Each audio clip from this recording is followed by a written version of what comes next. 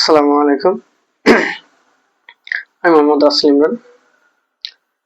আমি আজকে আপনাদের সামনে মা-বোনদের একটি গুরুত্বপূর্ণ রোগ সম্পর্কে আলোচনা করব, যা মা-বোনদের জীবন দশার 12 থেকে 13 বছর বয়সে শুরু হয় এবং 45 থেকে 50 বছর বয়স পর্যন্ত চলতে থাকে। কিন্তু এই স্বাভাবিক নিয়মের বাইরে গিয়ে অনেক মা-বোনদের দেখা যায় নানা রকম সমস্যা। যে স্রাব প্রতি 28 দিন বা 32 দিন অন্তর হওয়ার কথা, সে স্রাবটি সে অনুযায়ী না হয়ে দেখা যায় যে কোনো মাসে একাধিকবার হচ্ছে, আবার কোনো মাসে যে হচ্ছেই না, অর্থাৎ 2-3 মাস বা 4 মাস পর পর হয়ে যাচ্ছে। সেক্ষেত্রে বিভিন্ন কারণ অবশ্য দায়ী, যেমন অলসতা, পরিশ্রম না করা, অতিরিক্ত মোটা হয়ে যাওয়া এবং পিকস অর্থাৎ পলিসিস্টিক ওভারিয়ান সিমটম এসব কারণে এই রোগগুলো হয়ে থাকে এবং ঋতুস্রাবটা বিলম্বিত হয়ে থাকে বা অনেকের ক্ষেত্রে একাধিক হয়ে থাকে। অনেকের ক্ষেত্রে দেখা যায় যে ঋতুস্রাব একবার শুরু হয়েছে যে 10 দিন বা 15 দিন বা এরও বেশি সময় ধরে হইতে আছে, যা অত্যন্ত কষ্টকর এবং একটি মারাত্মক রোগ বা ব্যাধি বলা যেতে পারে। তো আসুন আমরা হোমিওপ্যাথির ক্ষেত্রে এই রোগটার কি ট্রিটমেন্ট দিতে পারি এবং কি ওষুধ সেবন হোমিওপ্যাথিক ওষুধ সেবন করলে এই রোগটি থেকে চিরতরে মুক্তি লাভ করা যেতে পারে, সে বিষয়ে আজকে আমরা আলোচনা করব। তো আলোচনার পূর্বে আমরা জানলাম যে এই রোগটার হওয়ার পিছনে কি কারণ রয়েছে। এবার আমরা হোমিওপ্যাথিক মেডিসিন কি সেবন করে সেগুলো বিষয়ে আলোচনা করি। যে ওষুধটি আলোচনা করব সেটা হচ্ছে ক্লোফেনল। যদি দেখা যায় রোগী ঋতুস্রাব অনিয়মিত হচ্ছে, কোমরে ব্যথা হচ্ছে, ঋতুস্রাব অত্যন্ত ব্যথাদায়ক এবং ব্যথা এতই বেশি যে রোগী বা রোগিণী ব্যথাতে অস্থির হয়ে পড়ে, সেক্ষেত্রে ক্লোফেনল ওষুধটি ইউজ করা যেতে পারে। এবার যে ওষুধটি আলোচনা করবো সেটা হচ্ছে পালসেটিলা। এই রোগীর ক্ষেত্রে যেটা দেখা যায় সেটা হচ্ছে রোগী অত্যন্ত নম্রভদ্র, সংসারে অভিমানী, রোগী সহজে কেঁদে ফেলে, কান্না করে, রোগিণী ভালোবাসার জন্য ব্যাকুল হয়ে থাকে, রোগিণী শীতকাতর, রোগিণীর ঋতুস্রাব অনিয়মিত বা মাসে 2-3 বার হয় আর এবং চাপা হয়, অনেক সময় পানির মতো বর্ণহীন ঋতুস্রাব হয়।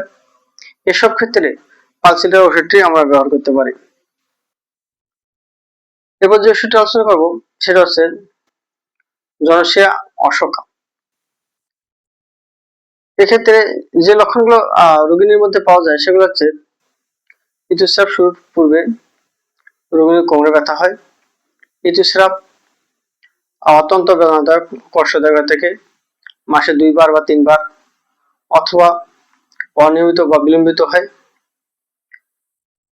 এমন অনিয়মিত ঋতুস্রাবের ক্ষেত্রে জনসিয়া অশোকা ওষুধটি অত্যন্ত কার্যকরী একটি ওষুধ।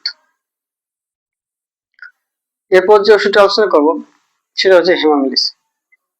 এক্ষেত্রে যেসব রোগীর মধ্যে লক্ষণগুলো আমরা পাই সেটা হচ্ছে রক্তস্রাব বেশি হয়ে থাকে বা রক্তস্রাব শুরু হয় কিন্তু বন্ধ হয় না, 8 দিন বা 10 দিন বা এরও বেশি সময় হয়ে থাকে, কোন মাসে একাধিকবার হয়, আবার কোন মাসে হয় না, সে সঙ্গে পেটে অত্যন্ত ব্যথা হয় এবং রক্তস্রাবের যে স্থানে আঘাত লাগানায় অত্যন্ত ব্যথা অনুভূত হয়। এমন সব ক্ষেত্রে আমরা হেমামিলিস ওষুধটিকে ব্যবহার করতে পারি। এরপর যে ওষুধটা আলোচনা করবো সেটা হচ্ছে কার্বোভেজ। এই কার্বোভেজের ক্ষেত্রে আমরা যে সিমটম গুলো পেয়ে থাকি সেগুলো হচ্ছে রোগিণীর রক্তস্রাব দীর্ঘদিন হয়ে থাকে, রক্তস্রাব কালচে বর্ণের হয়ে থাকে এবং রক্তস্রাবে অত্যন্ত দুর্গন্ধ থাকে এবং রোগিণী অত্যন্ত দুর্বল হয়ে পড়ে, রক্তশূন্য হয়ে পড়ে।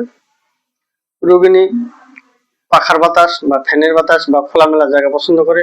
অর্থাৎ সহজ ভাষায় বলতে গেলে রোগিণী তার শরীরে বাতাস করতে বলে।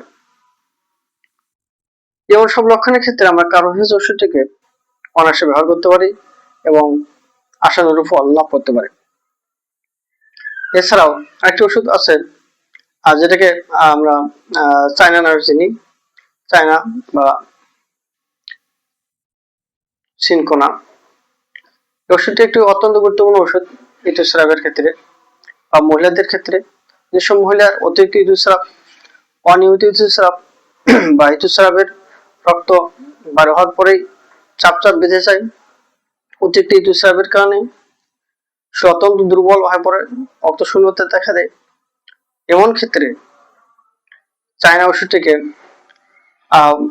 ওষুধটি অত্যন্ত ফল প্রদান করে।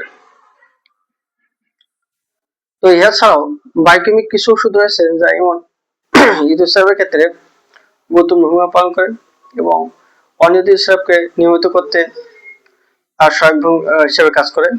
সেটা হচ্ছে ক্যালকিরাফস। জীর্ণশীর্ণ বালিকাদের ঋতুস্রাব যদি মাসে একাধিকবার বা বিলম্বিত হয়, সেক্ষেত্রে ক্যালকিরাফস ওষুধটি অত্যন্ত কার্যকরী একটি ওষুধ। এবং বয়স্ক মহিলাদের ঋতুস্রাব এবং বেদনাদায়ক ঋতুস্রাব এবং বিলম্বিত ঋতুস্রাব, এসব ক্ষেত্রে ক্যালকিরাফস ওষুধটি আমরা অত্যন্ত গুরুত্ব সহকারে ব্যবহার করতে পারি। এরপর যে ওষুধটি আলোচনা করবো সেটা হচ্ছে ফ্রামফস। এই ওষুধটিও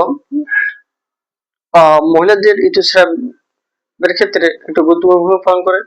যেসব মহিলাদের বা মা বোনদের ঋতুস্রাব রক্ত অত্যন্ত লাল প্রকৃতি হয়ে থাকে এবং কষ্টদায়ক হয়ে থাকে, সেক্ষেত্রে ফ্রামফস ওষুধটি ব্যবহার করা যেতে পারে।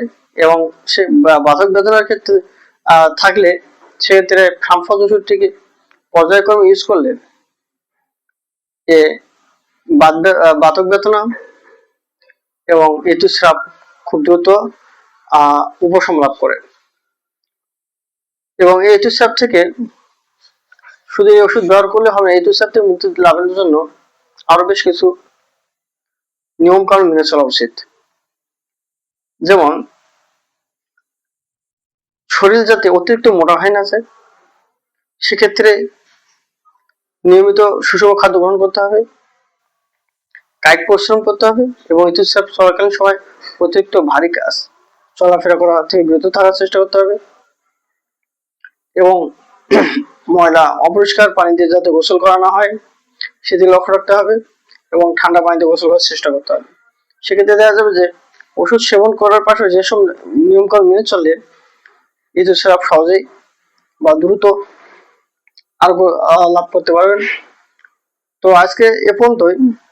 পরবর্তীতে ভিডিওতে আপনাদের অবশ্যই দেখা হবে এবং এই ওষুধগুলো অবশ্যই একজন ভালো রেজিস্টারকৃত হোমিওপ্যাথিক ডাক্তারের পরামর্শ অনুসারে গ্রহণ করবেন, নচেত উপকার চেয়ে ক্ষতি হওয়ার সম্ভাবনা বেশি রয়েছে। তো আজকে এই পর্যন্তই। আসসালামু আলাইকুম ওয়া রাহমাতুল্লাহ।